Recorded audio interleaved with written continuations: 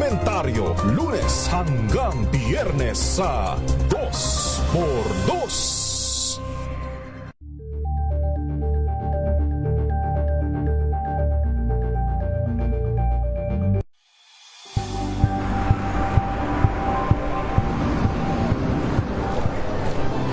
Ating mga eksperto dito lang sa Expert Opinion.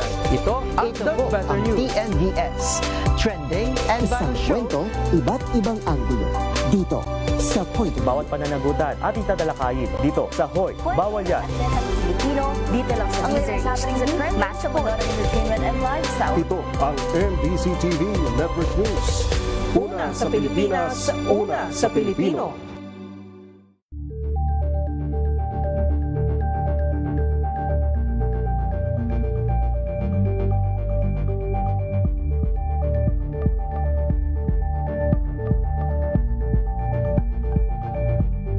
Alamin ang mga maiinit na isyung pambayan, mga balitang kailangan mong malaman, usapin sa pamahalaan, politika, ekonomiya at kabuhayan. Ito ang mga dapat mong malaman, pakialaman at pag-uusapan dahil kayo ang tinig ng mamamayan dito sa Damdaming Bayan.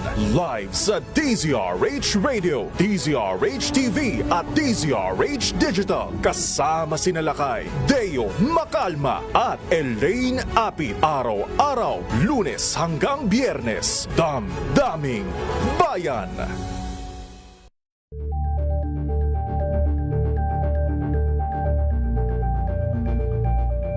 Tumunog na ang gandingan para sa kalikasan.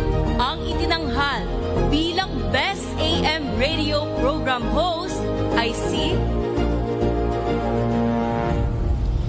Cesar Chavez para sa special on Saturday ng DZRH.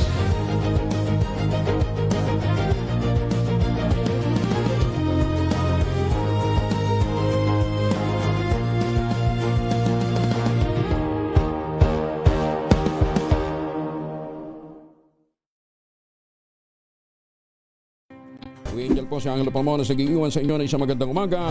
Maraming salamat. Life goes on! Nine. Good morning, Lakay. Good morning, Sister Ann. At good morning. Magandang mainit na umaga. Angel po si Angelo Palmona sa gigiwan sa inyo na isang magandang umaga. Maraming Sa salamat. Pilipinas, una sa Pilipino. Buklatin ang mga pahina. Pakinggan ang boses ng lipunan. Tunghayan ang mga issue mula sa ibang katayuan. Nakakalungkot kasi deserve ba namin ng ganito? Na hindi nila alam kung ano talaga yung kanilang mga karapatan. Yung gobyerno, tinulungan nila yung kanilang magsasaka. Pinapatahimik tayong lahat using various laws. Through education, kayang-kaya nating baguhin yung ganitong klaseng pag-iisip. Isang kwento, iba't ibang anggulo. Dito sa Point of View.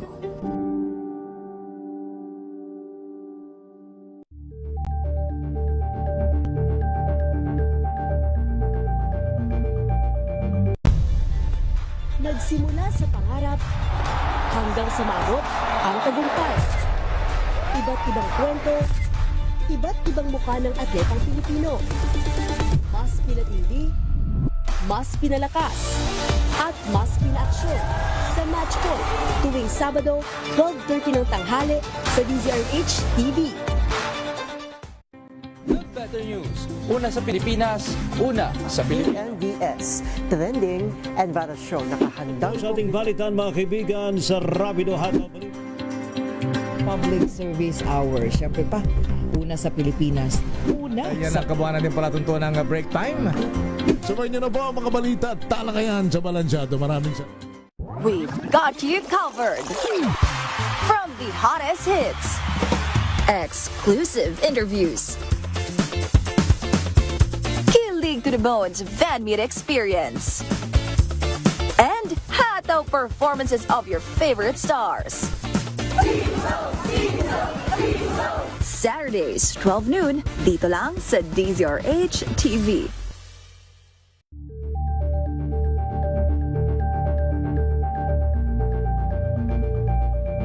Ito ay bunsod ng naitalang 17 individual na ang kanilang naaresto. Metro Manila Development Authority o MMDA ang No Contact Apprehension Policy o NCAP sa Metro Manila. Sa ang ilang mga dokumento ay peke. Hindi rin legal ang employment na ipinangako sa kanila. Sa mata ng batas, mananagot ang sangkot at may sala. Dahil sa bawat paglabag, may karampatang parusa. Alamin ang mga pananagutan sa likod ng mga bawal. Dito sa Hoy! Bawal Yan! Tuwing Sabado, alas 11:30 ng umaga. Dito lang sa DZRH TV.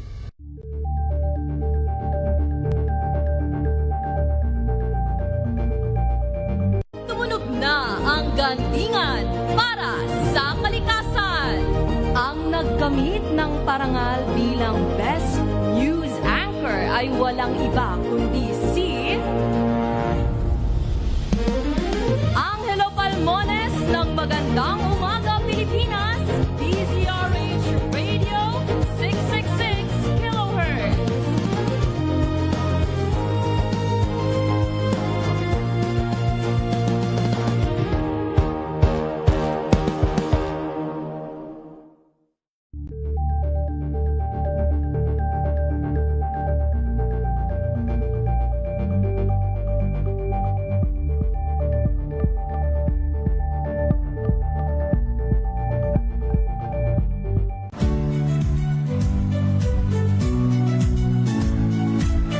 Magandang araw mga kaibigan. Ito po ang inyong balerina ng bayan, si Lisa Makuhay Lizalde, na nag-aanyaya sa inyong samahan kami at ang aming mga espesyal na panauhin para sa kalahating oras ng masayang kwentuhan sa aming programang Art to Art, kung saan ang usapang sining at kultura ay para sa lahat.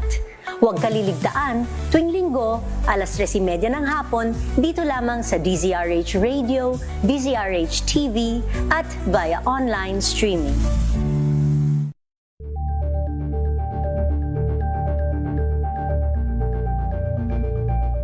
Curious ka ba sa maraming bagay? Kami na ang bahala dyan. Aalamin, tutuklasin at bibigyang linaw namin ang mga katanungang bumabagabag sa inyong isipan. Sa programa kung saan ang bawat sagot ay galing lamang sa mga eksperto. Ang Expert's Opinion, tuwing linggo alas 3 ng hapon, dito lang sa DZRH TV. Angel po si Angelo Palmones nag-iwan sa inyo na isang magandang umaga. Maraming salamat. Life goes on!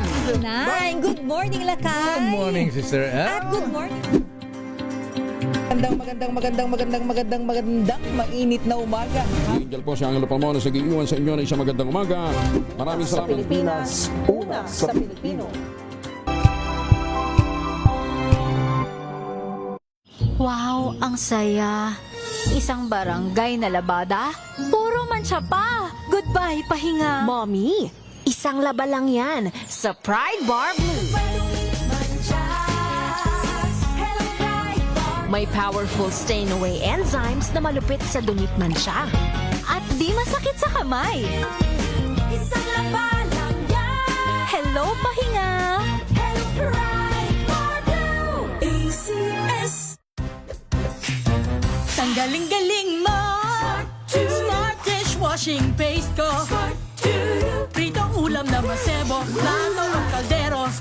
Tanggaling for everyday. Ganyan pag Smart ang dishwashing paste. May double tanggaling formula. Tanggal ang sebo, tanggal ang bakterya. Pahit para walang bahid, linis fantastic sa metal at plastic. Number 1 ko to.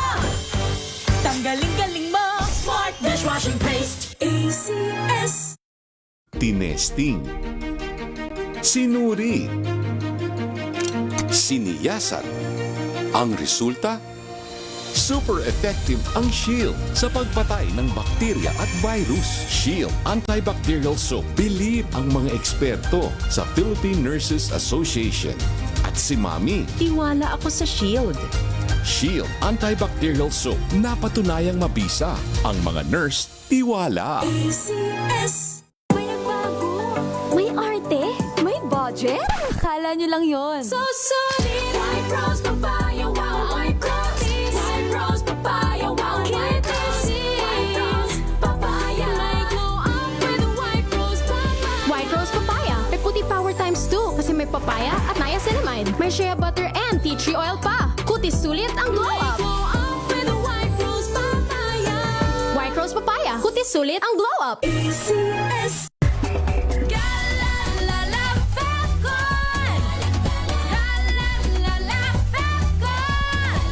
Ang bango ng sampayan. Tara na magsayaw. Califabcon. Amoy nakaka-joyful.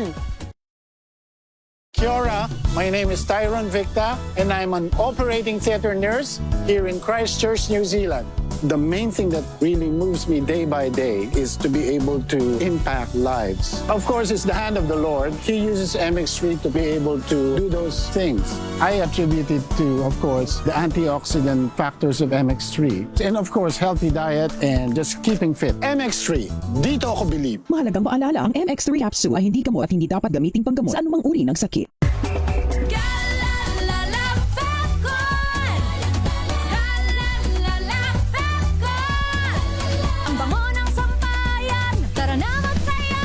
Califabcon. Amoy nakaka-joyful. Sa puso ng kalikasan, natatangi ang prutas ng mangosteen. Ito ay nagtataglay ng antioxidant compounds na alpha, beta at gamma mangosteen. Ang MX3 capsule ay isang food supplement na gawa sa natural na mangosteen.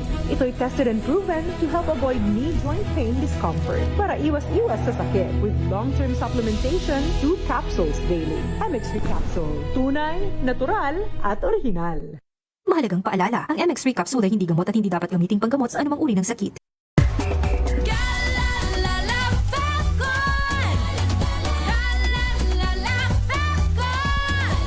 Ang bango ng sampayan. Tara na magsayaw. Califabcon. Amoy nakaka-joyful.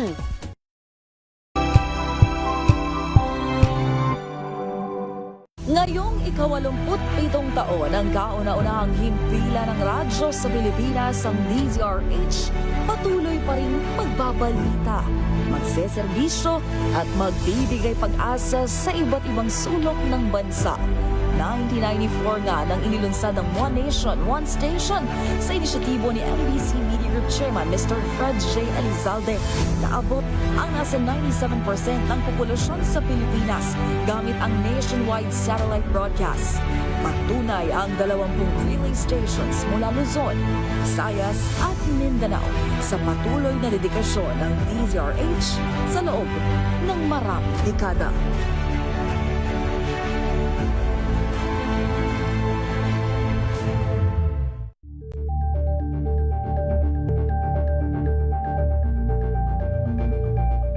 If I get impeached, then that is my end. Tumutok sa pinaka-importanteng paglilitis ng impeachment court ngayong taon. The impeachment trial of Vice President Sara Duterte. A DZRH special coverage.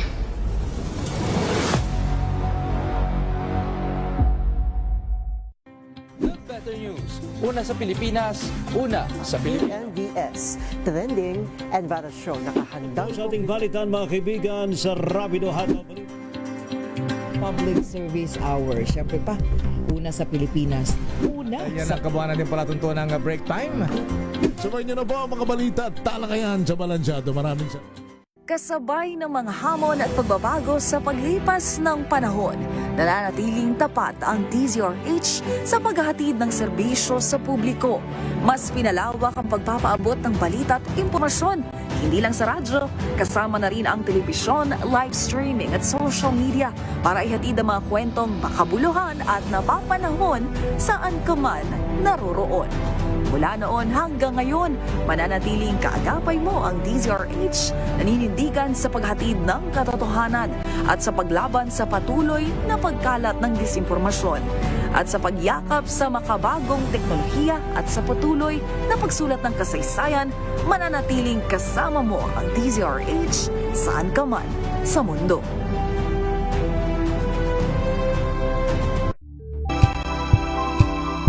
Walang patid na balita, walang tigil na impormasyon at tuloy-tuloy na reports kasama ang buong puwersa ng DZRH sa buong Pilipinas. Mula Luzon, Visayas at Mindanao, lahat ng malalaking balita, maiinit at viral. Hagip ng pinakamalawak na newscast sa buong Pilipinas. Rapido Hataw Balita. Rapido Hataw Balita. Kasama sina Ray Sibayan at Romel Fuertes. Rapido Hataw Balita. Mga malalaking balita, hahataw na!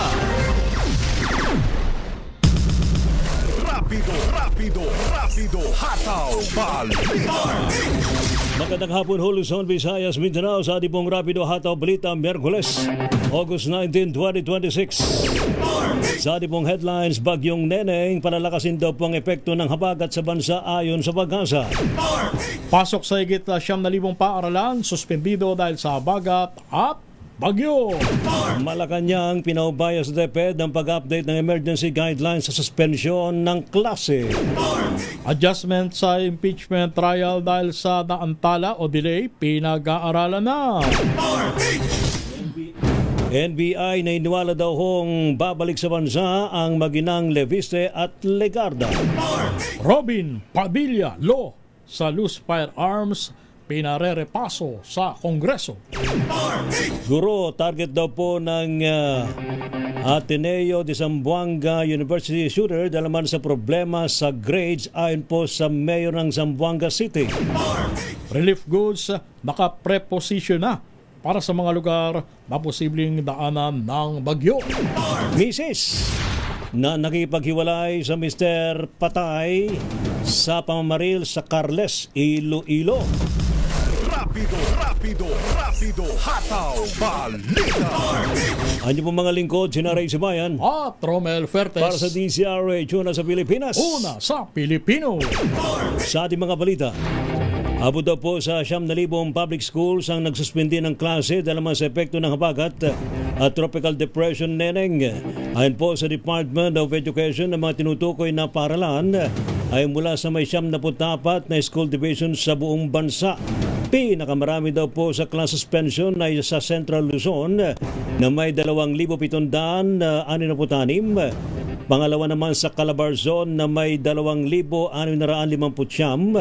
at pangatlo sa Ilocos Region na may 1,811 at 11. Ang iba pang rehiyon na nagsagawa ng kaparehong desisyon ay ang 767 public school sa Mimaropa, 425 sa Cordillera, 233 sa may Zamboanga Peninsula at 204 naman dito po sa Metro Manila. Inulat din po ng DepEd na 29 na eskwelahan ang pansamantalang ginamit bilang evacuation centers para sa may 588 pamilya. Mula sa nabanggit na bilang, 13 ay makikita naman matatagpuan sa Pampanga, 5 sa Valenzuela, 3 sa Malolos City sa Bulacan, 2 naman sa Dagupan City, Occidental Mindoro, Pasig at Tarlac. Napanatili ng Bagyong Neneng ang lakas nito habang kumikilos sa hilaga silangang bahagi ng Pilipinas.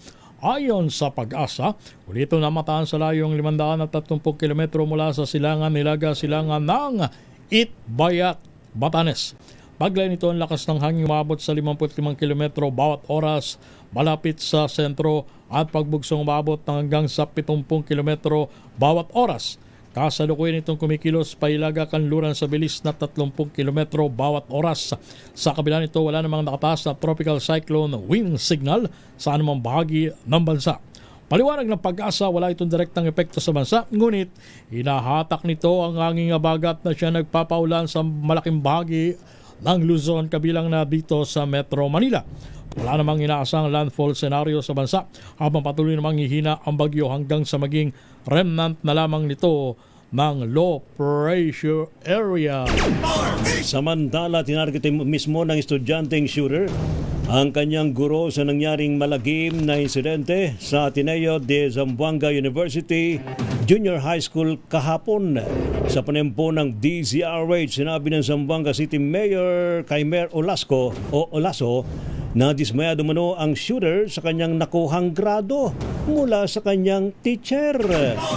Dahil po dito ipinuntiran nito ang kanyang teacher, ngunit hindi ito tinamaan ng magpuputok ng baril. Samantala naman, kinumpirma naman ni Olaso na isang estudyante rin ng napaulat na nasugatan matapos sa tamaan ng bala sa kanyang likuran. Subalit, wala na ito ngayon sa kritikal na kondisyon.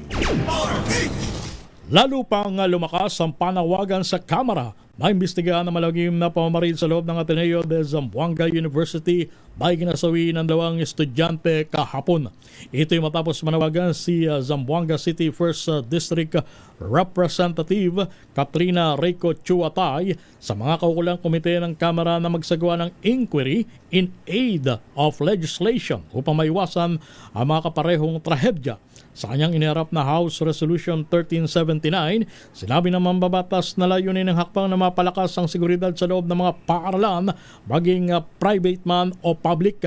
Minungkay ni Congresswoman Chua Tay ang pagbalangkas ng komprehensibong national framework na pipigil sa lahat ng uri ng school-based violence, kabilang na ang pambubuli o pananakot. Bukod sa security measures, inilig din ng Zamboanga City Representative ang pagbuo ng matatag ng mental health at psychological intervention programs upang mapalakas ang paggabay sa mga estudyante, lalo na sa mga nagpapakita ng kakaibang asal habang nasa loob ng paaralan.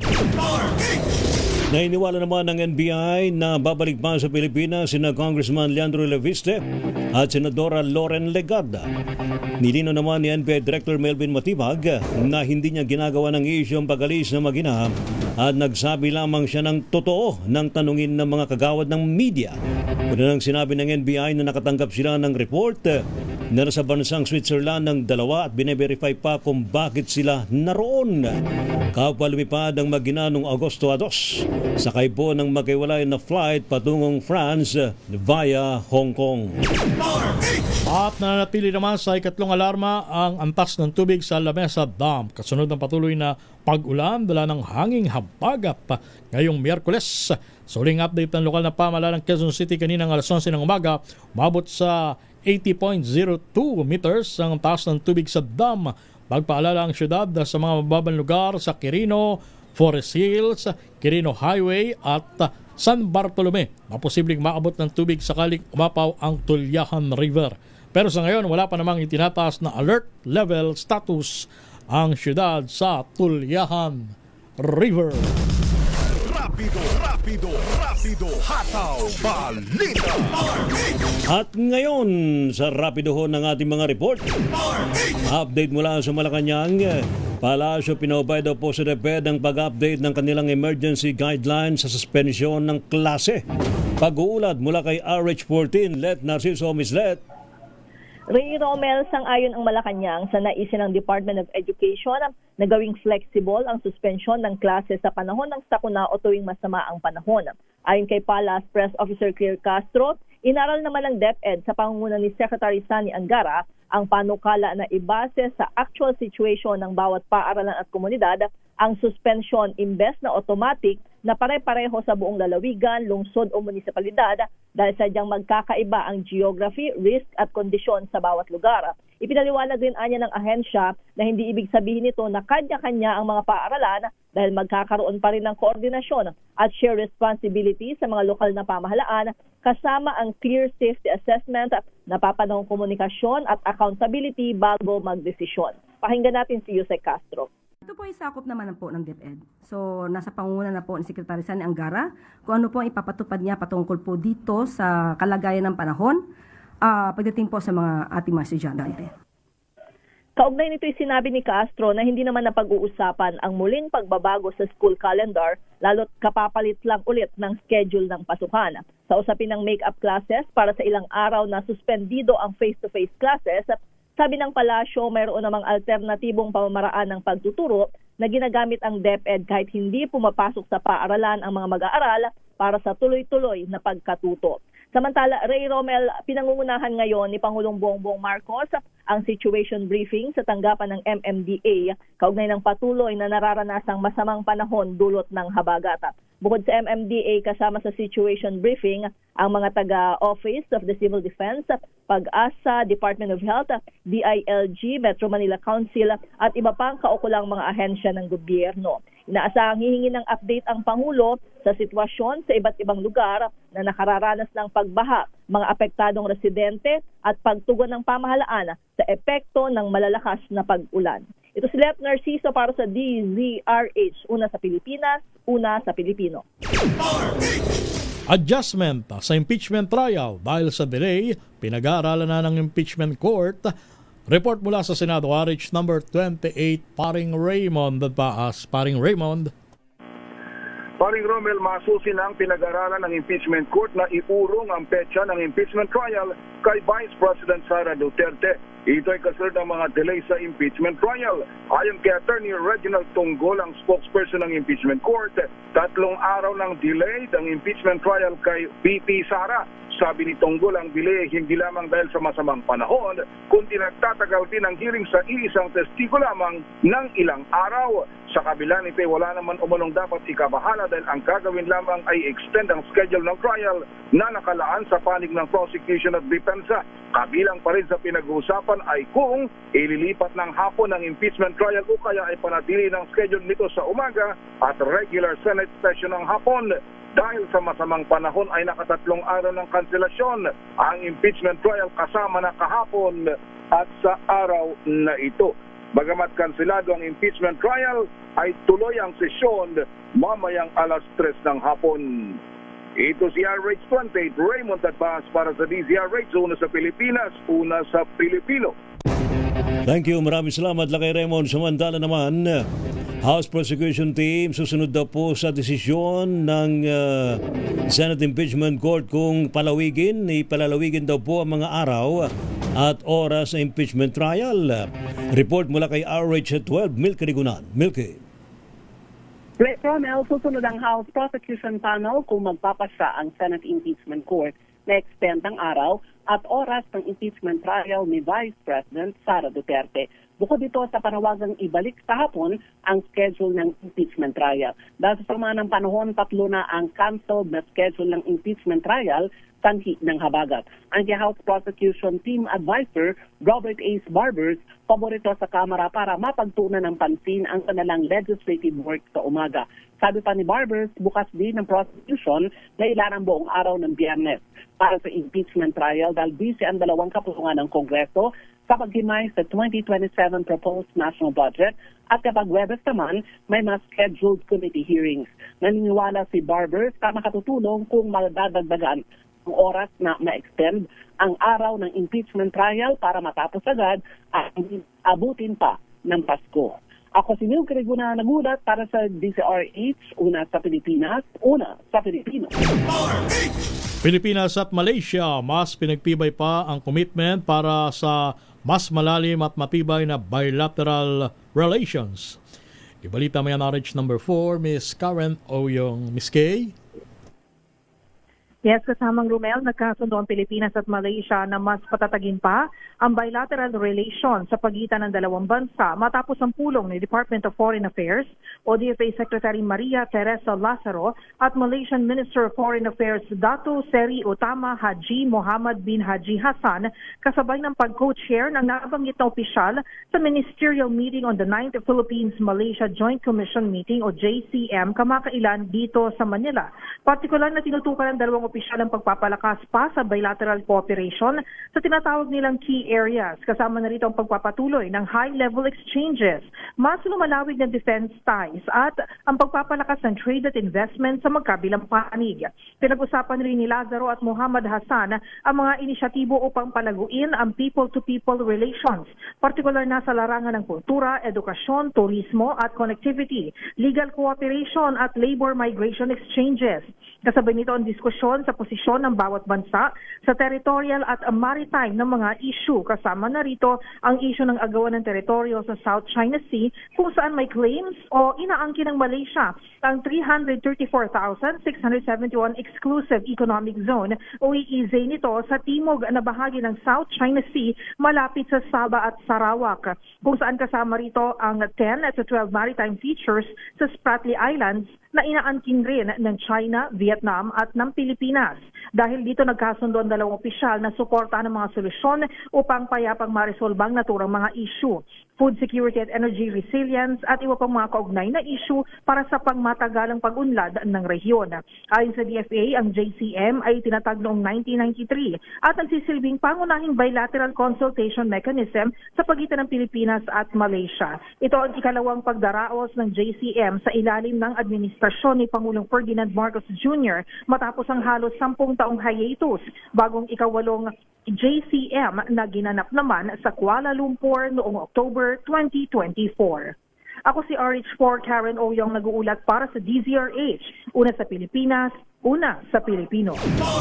Thank you, maraming salamat Ms. Karen Oyong. Samantala, Robin Padilla Law sa Loose Firearms pinarerepaso daw po sa Kongreso.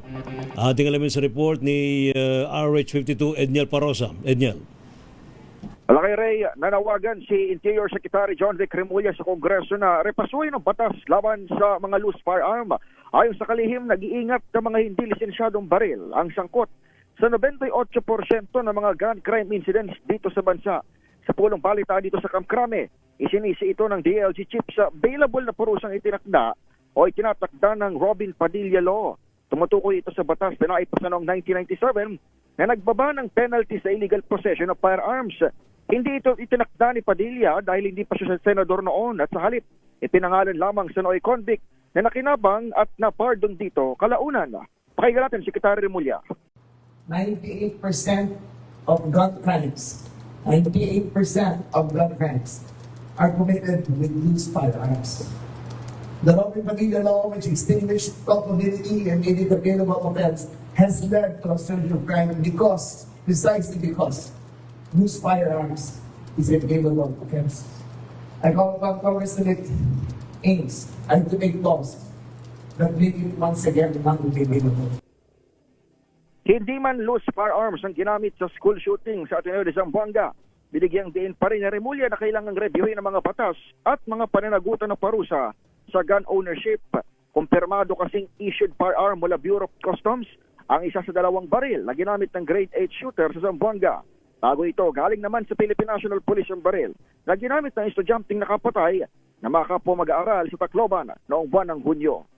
Ako si Edniel Parosa, nag-uulat para sa DZRH. Una sa Pilipinas, una sa Pilipino. Maraming salamat Edniel. Samantala, PITEX in-inspection ng BOPR sa gitna ng masamang panahon. Maayos na biyahe ng publiko pinasisiguro ni Pangulong Marcos. Ibalita mo yan, RH number 15, Giselle Ricafort. Giselle.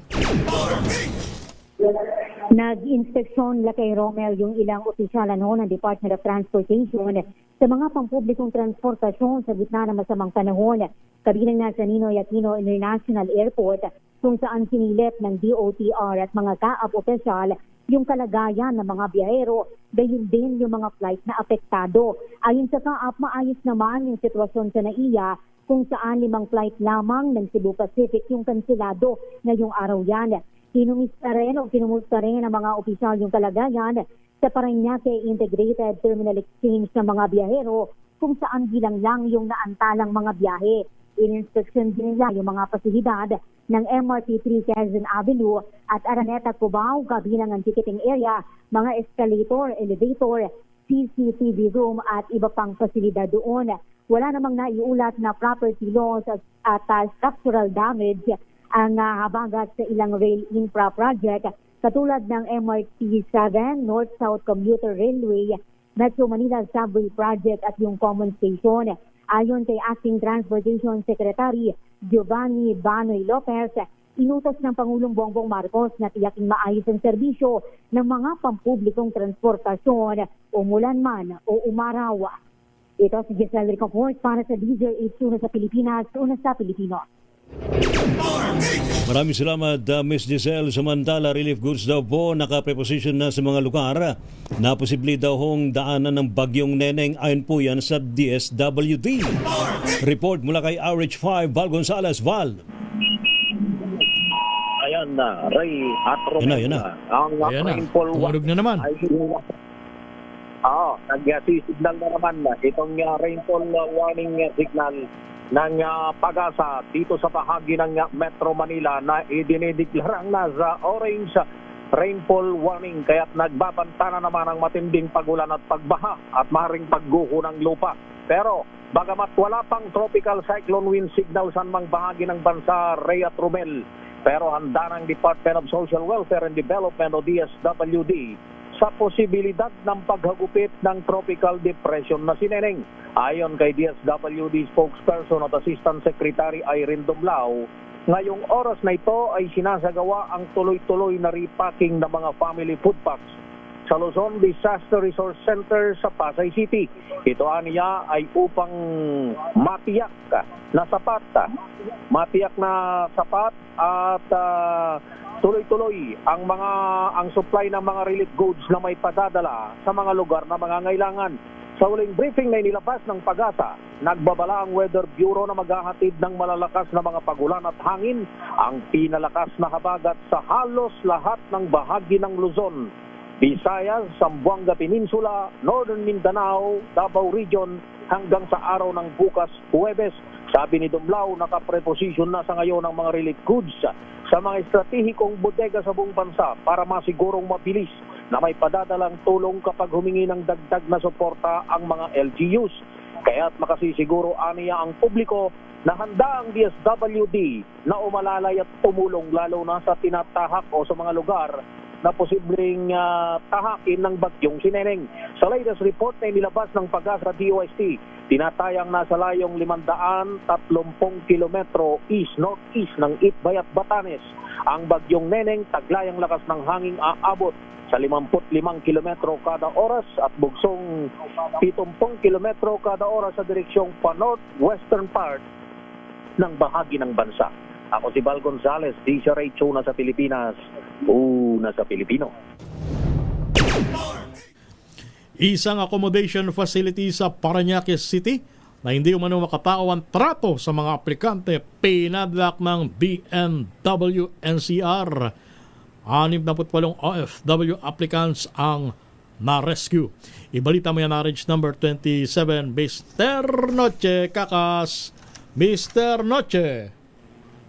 Romel at Lakay Ray, ipinasara ng Department of Migrant Workers sa National Capital Region ang isang accommodation facility sa Barangay San Antonio, Parañaque City ng pinagsamang dalawang recruitment agency. Ito ay matapos matuklasang hindi makatao ang pagtrato sa mga aplikante. 68 aplikante naman ng nag-apply abroad ang nasagip ng pinagsanib na puwersa ng MW at OWA. Ayon sa report, naglagay sa peligro ang kaligtasan, dignidad at kalusugan ng mga nasabing aplikante. Natuklasan rin ng DMW na nag-ooperate ang pasilidad ng walang rehistro. Nagsisiksikan umano ang mga aplikante mula sa dalawang recruitment agencies na hindi otorisado. Natutulog lang umano sa sahig gamit ang banig sa isang plywood ng walang mattresses. Maging ang balcony at basement at maging yung storage room, Romel at Lakay Ray, ay ginawa na rin umanong tulugan ng OFW applicants. Hindi umano makatao ang touring sa mga aplikante dahil sa overcrowded at walang kaukulang ventilasyon at sapat na air condition para o gamit lamang ang electric fan na sarili pa, pag-aari pa mismo ng aplikante. Ayon pa sa DMW, ito na ang ika-24 na closure operation sa mga unregistered accommodations simula noong June 6, 2026. RH27, Chikakas, DCRH, una sa Pilipinas, una sa Pilipino. Thank you. Salamat, Noche. Samantala naman, clearing operation ng DPWH sa Maynila patuloy. Pagsasayos daw po sa mga lubak-lubak na kalsada, isasagawa oras na gumanda na po ang panahon. Naku naman no. Ating alamin sa report ni RH9, Mistina Nolasco. Mistina. Nakaire, tuloy na ang paglilinis at pagtatanggal ng mga tauhan ng Department of Public Works and Highways at DPWH sa mga basura na inanod ng baha. Itong tiniyak ni DPWH Secretary Vince Dizon, kasunod ng walang tigil na pag-ulan na nagdulot ng pagbaha sa malaking bahagi ng Metro Manila.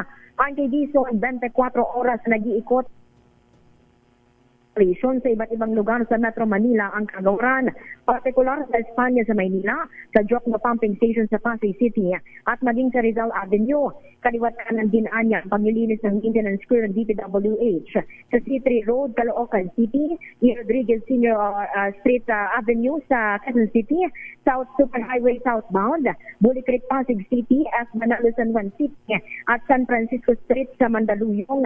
Dagdag pa ni Dizon, isasagawa ang pag-asaayos sa mga lubak-lubak na kalsada na epekto ng paha. Oras na tuluyang gumanda ang lagay ng panahon.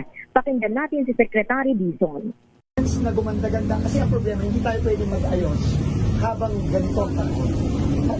Masisira yan. So, hindi po ako ng paumanhin sa mga kababayan natin. Alam po, maraming mga nasirang kalsada dahil sa tuloy-tuloy na pag-ulan. Pero hindi natin pwede niyang ayusin habang ganitong kasama ang panahon. Kapag bumuti-buti na ng konti, naka-ready tayo, paspasasan natin.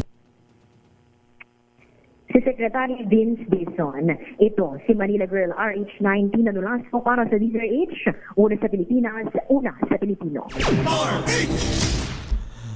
Malabon LGU, pagpapatupad na ng forced evacuation. Oras sa pilitang paglilikas para sa mga residente na nakatira sa mababang lugar. RH number 23, Edwin Duque. Edwin. Tama, Kuya Rebel, sa mga oras nito, bago yan ay pinabay na tayo ng malakas na hangin at ulan dito pa rin sa bahagi ng Cabanaba. Pero dahil dyan ay kanina ay dahil nakatas nga sa red warning level sa Metro Manila, ay pinayuhan na ng malabot na NGOs ang mga pamilyang nasa mababang lugar na maaaring maapektuhan ang pagbaha na maging handa at maagap sa paglikas. At yung iba nga ay kasalukuyan na inilikas sa kanina. Ay kay Mercedes Sandoval, mas ligtas at maagap ang paglikas, lalo na para doon sa pamilyang may mga sanggol, maliit na bata, mga senior citizen, PWD, mga buntis at mga may karamdaman na nangangailangan ng mga espesyal na pagkagalaga. Bayan ito, tawag nang antayin na maging delikado ang sitwasyon bago kumilos. Kung kinakailangan na niya ay lumikas na at ihanda na ang mahalagang gamit tulad ng mga ID, dokumento, mga gamot, tubig, damit, cellphone, charger at power bank at mga kinakailangan gamit ng mga bata, senior at mga PWD. Sa ngayon si Mayor Jenny Sandoval ay nakandang mag-ikot naman dito sa tatlong malaking evacuation center sa Maysilo, Pinaheros at sa ibang bahagi naman ng Pangulo, Malabon. Patuloy ang lakas ng ulan at sana'y maghanda ang mga residente, lalo na hindi lamang dahil ang Caloocan din ngayon ay binomonitor itong bahagi ng Barangay Paho, Barangay 117, 120, 19, Barangay 20, nakamakailan lamang ay lumubog dahil sa malakas na buhos na ulan dulot ng habagat. RH23 Edwin Duque nagulat sa DZRH oras sa Pilipinas, una sa Pilipino. Thank you, salamat Edwin Duque. Rapido, hataw, balita. Standby mga balita mula po sa mga probinsya. Meron daw hong misis na nakikipaghiwalay sa kanyang mister. Patay. Spamaril sa Carles, Iloilo. At meron naman magsasaka ang nalunod sa irigasyon sa Alcala, Pangasinan. Samantala naman, 3 milyong pisong halaga daw po ng shabu na kumpiska. Suspect na aresto sa may Quezon Province. At meron 3 nga po ng barangay inireklamo sa BBM Scholarship Program sa Negros Occidental. Ano kaya dahilan? Alamin natin mamaya. Ang niyo pa rin mga lingkod, sina Ray Sibayan at Romel Fertes. Para sa DZRH, una sa Pilipinas. Una sa Pilipino. Pilipinas ang oras, alas 2:35. Hello, Washi! Laundry day na naman! Yay! Anong meron? Mancha ng chocolate, putik, may libag pa. Kaya natin yan! With Pride Washing Machine Detergent, may triple stain-away formula. Tanggal ang makapit, madikit, at malupit na dumit mancha. Kaya easy-easy ang labada. Mula noon hanggang ngayon. All you need is pride. All you need is pride. ACS. Sa lahat ng bagay, simula pa lang, siguraduhing max protection na. Kasi pag kulang ang proteksyon, baka madaling masira. Sa ngipin, dapat may max protection din. Max Alaga ng Unique Toothpaste. With Max Protect Formula, helps stop cavities before they start, while keeping breath fresh. Try Unique Maximum Fluoride Protection. Para Max Alaga, Max Protektado. ACS.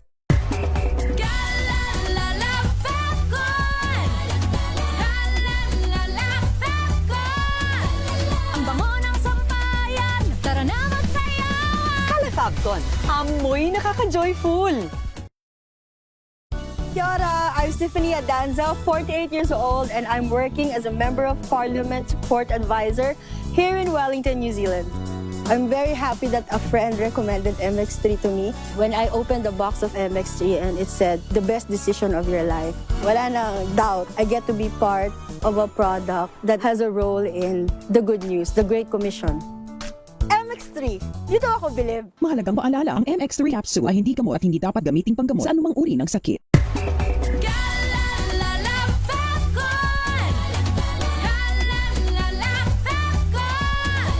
Ang bango ng sampayan, tara na magsayawan. Calafabcon, amoy nakaka-joyful!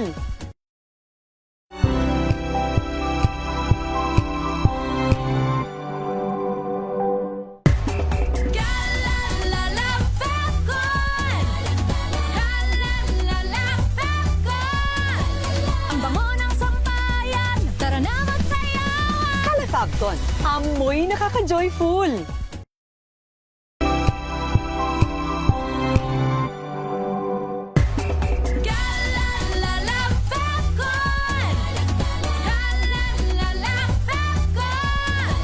Ang bango ng sampayan, tara na magsayawan. Calafabcon, amoy nakaka-joyful!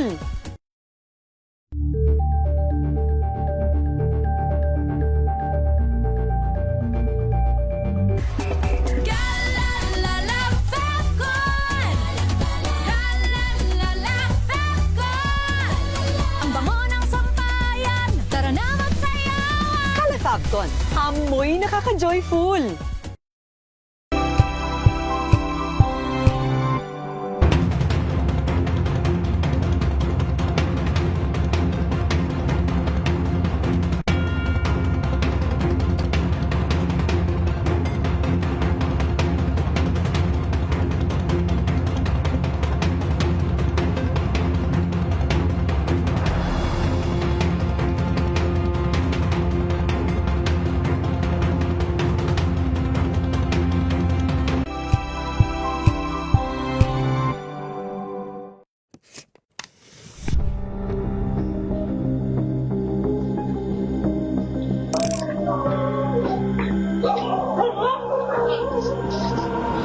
Nakakaawa yung mga delivery rider o yung mga rider na ibig sabihin yan yung last resort nila na nagmamakaawa sila na kung meron pa nga nakalagay, pera na lang kunin nyo, motor na lang kunin nyo, wag lang yung buhay ko. Ayaw natin na nagte-trending. No? Nagte-trending kung hindi, ayaw natin may nadidisgrasya. Pero dahil nga to trending, ito ay magkakos ng shame, ng pagkahiya doon sa kumpanya. Bakit mo dinidecline? Ikaw, complain kita. Pag kinomplain ka, 2 araw na suspension yung pinakamaikli nun. So meaning 2 araw na walang kakainin yung pamilya mo, yun yung ibig sabihin nun. At walang verification yun. Marami tayong issue, totoo. Pero ito ay blanket to eh. Ang daming provision nito na magbibigay sa amin ng mas maayos na sistema ng hanap buhay. So yung ILO Convention na ito.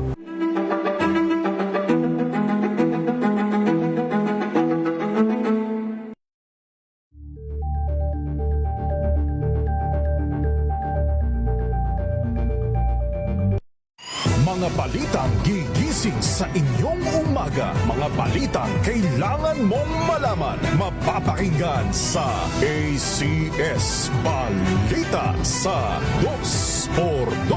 Kasama sina Anthony Taberna at Jerry Baha. Lunes hanggang Biyernes.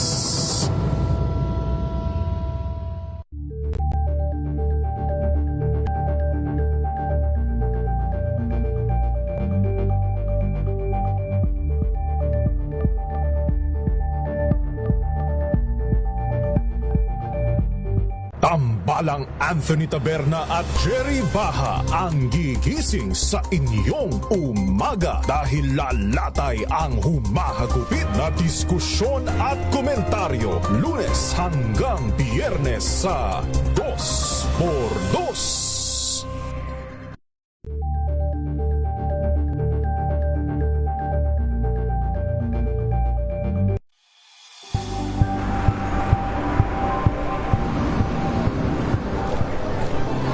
Ating mga eksperto dito lang sa Expert Opinion. Ito ang The Better News. TNVS, trending and isang kwento, iba't ibang anggulo. Dito sa Point. Bawat pananagutan ating tatalakayin dito sa Hoy. Bawal yan.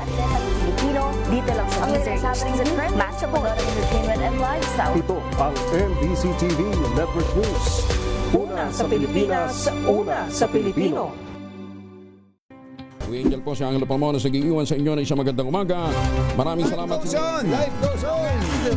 Good morning! Dohataw Balita! Ang napray po mga lingkod, sina Ray Sibayan at Romel Fuertes. Para sa DZRH, una sa Pilipinas. Una sa Pilipino. Rapido Hataw Balita! Sa ating mga balita mga kaibigan mula po sa mga probinsya, Mrs. na manoy nakikipaghiwalay sa mister. Patay daw po sa pamaril sa may Carles, Iloilo. Report mula kay Jocelyn Mage. Jocelyn. Patay ang 45 anyos na misis matapos barilin ang kanyang mister sa barangay Bangkal, Carles. Ayon kay Police Major Carl Jerome Tingala, officer in charge ng Carles Municipal Police Station, nakaupo sa ugat ng malaking puno ng kahoy ang mag-asawa habang nag-uusap ng biglang banggitin ng biktima na si Rosella na gusto na niyang makipaghiwalay sa mister na si Jeffrey. Tinanong pa ng suspect ang biktima kung bakit nito gustong makipaghiwalay hanggang sa magtalo sila, hanggang sa kinuha niya sa kanyang sling bag ang 45 kalibre na baril at binaril ang biktima. Natamaan sa kaliwang parte ng leeg, braso at likod ang biktima. Na-recover sa lugar ang 5 cartridge ng caliber 45. Mabilis na tumakas ang suspect pagkatapos ng pamamaril at nananatiling pinaghahanap ng mga otoridad. Bago ang insidente, nagpaplano na ang mag-asawa para sana sa birthday party ng kanilang anak ayon sa pulisya. Mula sa Action Radio Iloilo, ito si Jocelyn Maki para sa DZRH, una sa Pilipinas, una sa Pilipino. Isang magsasaka ang nalunod sa irigasyon sa Alcala, Pangasinan. RH number 38, Freddy Fajardo. Freddy. Wala ng buhay ng matagpuan sa irrigation canal sa Sitio Copi, Barangay San Pedro Ili, Alcala, Pangasinan, ang biktimang 56 anyos na magsasaka na residente sa nabanggit na lugar. Batay sa paunang ulat ni Alcala OIC Chief of Police Major Romulo Oclarino Jr., pasado alas 11 ng umaga kahapon nag-inuman ng alak ang biktima kasamang isang 65 anyos na kapwa niya magsasaka at pagkatapos ay nagkaya ang tumawid sila ng irrigation canal patungo sa isa pa nilang kasamang magsasaka sa bilang ibayo. Ayon sa 65 anyos, nakasama ng biktima, una siyang tumawid sa pamamagitan ng paglangoy sa irrigation canal at matagumpay na nakarating sa kabilang pampang. Sumunod ang biktima na nakita niyang natangay ng malakas na agos na tila nahihirapan itong lumangoy at napunta na sa malalim na bahagi ng irrigasyon hanggang sa tuluyan ng lumubog. Agad siyang humingi ng tulong at agad naman nakapagsagawa ng search and rescue operation ng mga tauhan ng MDRRMO, PNP at Bureau of Fire Protection at bandang alas 5 ng hapon natagpuan ang katawan ng biktima na dinala pa sa Rural Health Unit kung saan idineklarang dedonarable na ng attending physician. Mula sa Action Radio Pangasinan, ito si Freddy Fajardo, Arisarte Taguulat para sa DZRH, una sa Pilipinas, una sa Pilipino. Maraming salamat, Freddy Fajardo. Samantala, 3 milyong pisong halaga daw po ng shabu. Nagumpiska suspect na aresto sa Quezon Province. Report mula kay Benjan Chokya. Benji. Kompiskado ng mga otoridad ng Quezon PNP ang tinatayang nasa 150 grams ng hinihinalang shabu habang naaresto naman ang isang high-value individual sa Purok Happy Valley ng Barangay Ibabang Dupay. Sa report ni Quezon PNP Provincial Director Police Colonel Bong Albasia, nasamsam mula sa suspek ang isang heat-sealed transparent plastic sachet kabilang ang 150 grams ng shabu at nagkakalaga ito ng 3 million pesos. Sinabi pa sa report ni Colonel Albasia, ang nasabing operation ay sa pamamagitan ng paggamit ng alternative recording device bilang bahagi ng pagsunod sa proseso sa pagsasagawa ng anti-illegal drug operations. Samantala, naharap naman ngayon ang suspect sa kasong paglabag sa Section 5 at Section 11 Article 2 ng Republic Act 9165 sa ilalim naman ng Comprehensive Dangerous Drug Act 2002. Ito si Benjan Chuk, naguulat para sa DCRH, una sa Pilipinas, una sa Pilipino. Joint Security Control Center Coordinating Conference isinagawa bilang paghanda sa nalalapit na BARM election sa buwan ng September. RH number 19, Paring June, Di Makutak. Paring June. Paring Ramel, paring lakay sa ginanap na SGA Joint Security Control Center Coordinating Conference, muling nagharap ang COMELEC, PNP at AFP upang talakayin ang ligtas at mapayapang parliamentary election sa nalalapit na September 14, 2026 sa election ng parliamentary. Sa pulong na ginanap sa Cotabato City, muling nagpahayag ng pakikiisa ang COMELEC, kasundaluhan at kapulisan kasama ang mga lokal na pamahalaan upang mas lalong pagtibayin ang koordinasyon at pagtutulungan para sa seguridad ng mga botante. Pinangunahan ng COMELEC sa pamamagitan ni Attorney Muammar Guyo kasama sina Brigadier General Ricky Bunayog, Acting Commander ng 6ID at ng Joint Task Force Central, 602nd Acting Commander Colonel Romeo Bautista, Police Colonel George Bagundol Jr., Provincial Police Director ng Maguindanao del Norte. Sa kasalukuyan mga lakay, mayroong 9,000 PNP ang nakadeploy para sa BARM election. Hindi pa kabilang rito ang bilang ng mga tropa mula sa Joint Task Force Central o itong galing sa 6th Infantry Campilan Division ng Philippine Army. Mula sa mainit na panahon, Central Mindanao, RH19, June Di Makutat, DZRH, una sa Pilipinas, una sa Pilipino. Thank you, June. Samantala, drug suspect natimbog daw po sa bypass operation sa Baguio City. Report mula kay RH41, lakay Romy Gonzales. Lakay Romy. Natiklong isang drug personality matapos magbenta ng illegal na droga sa ikinasang bypass operation sa Santo Tomas Proper Marcos Highway, Baguio City kagabi. Ang natimbog na 25 anyos na suspect ay ALS Junior High School undergraduate at nakatira dito sa lungsod ng Baguio. Nakumpiska mula sa suspect ang isang piraso ng heat-sealed transparent plastic sachet na may lamang 0.3 grams ang shabu at standard drug price na 2,040 pesos na subject ng sale. Bukod dyan, nasamsam din ang isang piraso ng genuine 500 peso bill at isang 1,000 bill na budol money. Ang suspect na nasa custody ng Baguio City Police Office ay sasampan ng kasong paglabag sa Republic Act 9165 o Comprehensive Dangerous Drugs Act of 2002. Tagumpay ang anti-drug operation na pinatupad ng Baguio City Police Office Station 5 Drug Enforcement Unit, Station 10 City Intelligence Unit at City Drug Enforcement Unit. Ito si Aris 41, Romy Gonzales para sa DZRH, una sa Pilipinas, una sa Pilipino. At 30 barangay inireklamo naman sa BBM Scholarship Program sa probinsya ng Negros Occidental. Alamin natin kung bakit. Rex Cantong, Rex. 3 mga punong barangay sa Negros Occidental ang inireklamo matapos nakasama ang pangalan ng kanilang mga anak bilang beneficiaryo ng BBM Scholarship Assistance Program. Ayon kay Department of Interior and Local Government Negros Island Region Assistant Director Chodora Sumagaysay, ang mga reklamo mula sa mga barangay ng lungsod ng Bago, Negros Occidental, Moises Padilla at bayan ng Kawayan, Negros Occidental. Dagdag pa ni Sumagaysay, striktong binabawalan ang ng programa ang nepotism at favoritism na hindi makakasama ang anak o pamilya sa mga beneficiaryo ng nasabing barangay. Ipinag-utos ng DILG Negros Island Region din ang mga local DILG officers ng nasabing mga barangays na maaksyonan ang nasabing anomalya. Ito si RH46 Rex Cantong para sa DZRH, una sa Pilipinas, una sa Pilipino. Thank you. Salamat, Rex. Samantala, Morong LGU, tuloy daw po ang paghatid ng ayuda sa malalayong lugar ng sityo sa Morong, Bataan. Report mula kay RH37, Danny Gumilang. Danny.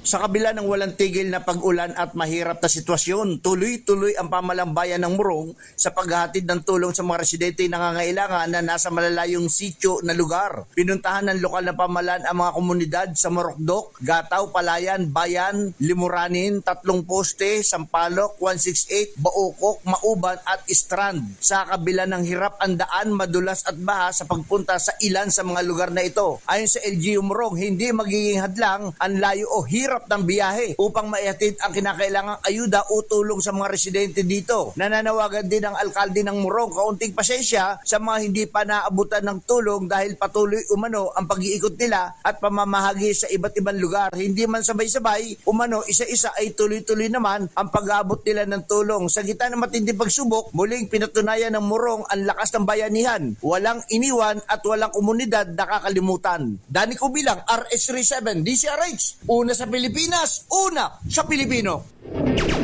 Maraming salamat, Danny. Samantala, Community Action Team, Kabataang Pulis, planong buuin sa Katarman, Northern Samar kasunod ng shooting incident sa Tacloban at nitong huli ay sa Zamboanga City. RH number 34, Jane Bantayan. Jane.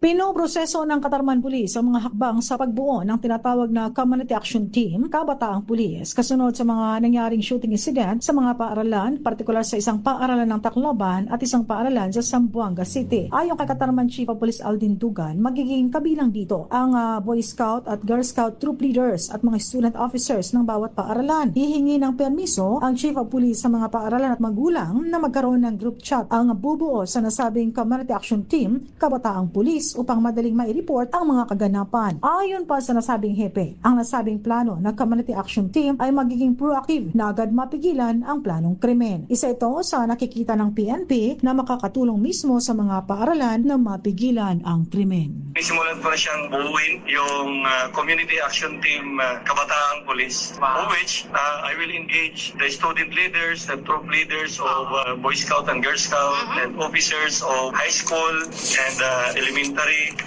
para sila yung magiging police ng eskwelahan.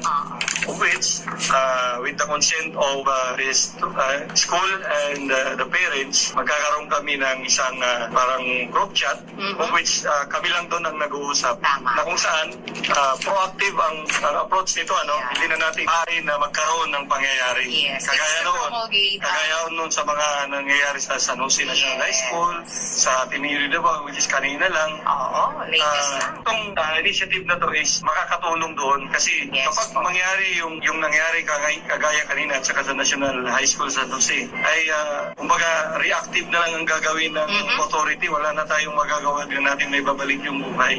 Yes. Si Katarman Chief of Police Aldin Dugan. Mula sa Action Radio Katarman, RH34 Jane Galit Bantayan ng DZRH. Una sa Pilipinas, una sa Pilipino.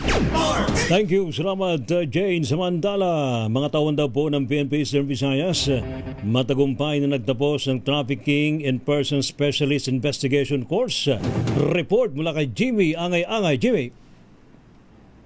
Matagumpay na isinagawa ng Police Regional Office 8 ang Trafficking and Person Specialist Investigation Course. Pinangunahan ng programa sa ilalim na pubuno ni Police Brigadier General Jason Capoy ang Regional Director. Naging panawing pangdangal at tagapagsalita naman si Attorney Regina Paredes Elizarde, Assistant City Prosecutor ng Office of the City Prosecutor's Office, Tacloban City. Layunin ng specialized training na palawakin ang kalaman at praktikal na kasanayan ng mga pulis sa pag-iimbestiga at paghawak ng mga kaso kaso ng trafficking in persons. Sa mamagitan ng pagsasanay, mas mapapalakas ang kakayahan ng mga kalahok na matukoy, maimbestigahan at may handa mga kaso na may kaugnayan sa human trafficking alinsunod sa may iral ng mga batas at proseso. Ayon kay General Capoy, bahagi ito ng kanilang patuloy na pagsisikap na palakasin ang kakayahan ng mga tauhan sa investigasyon, proteksyonan ng mga vulnerable na individual at masiguro ang epektibong pagpapatupad ng batas sa buong Eastern Visayas. Mula dito sa DYVL Action Radyo Tacloban, ito si R32 Jimmy Angay-Angay para sa DZRH. Una sa Pilipinas, una sa Pilipino.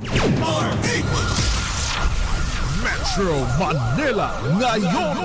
At sa ating Metro Manila ngayon, papasukin natin ang report mula kay Kyle Bulas. Kyle! Lakay Romel, Lakay Ray, nagpapatuloy ang alok na libreng hatak para sa mga sasakyang nabalaho ng baha.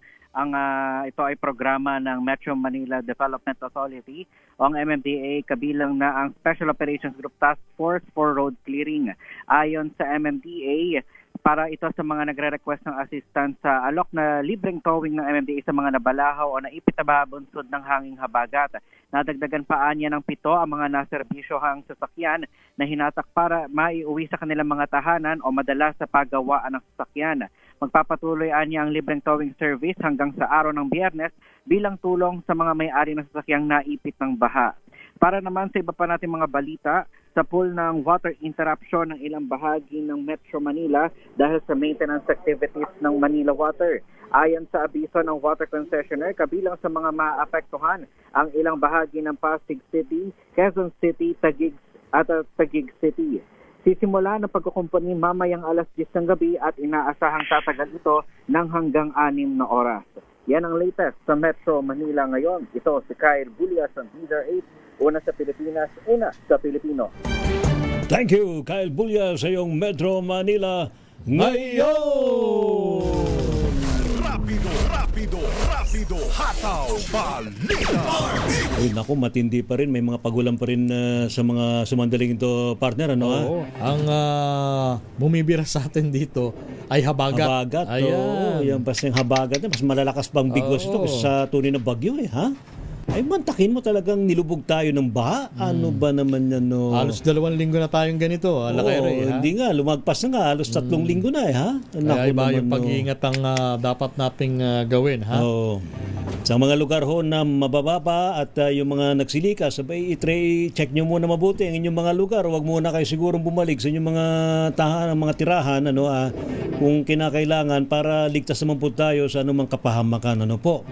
And of course, sa mga lugar na talagang binhat kailangan ng tulong, nandiyan naman ng mga kaukulang ahensya ng pamahalaan, ang DSWD at iba pang ahensya na maaari namang mahinga ng tulong. Ayan, at dapat din tayong maging alerto at babala na din laban sa pagtaas ng kaso ng leptospirosis. Yes, so alam mo naman, marami sa ating mga kababayan ng nalublob sa baha. Nalublob sa baha, hindi mapigilan na hindi lumusong.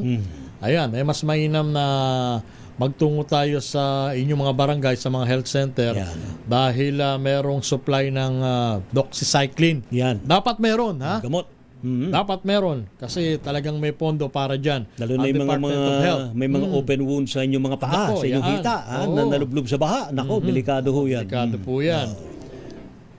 Alright, salamat ho. Rapido, hataw, balita.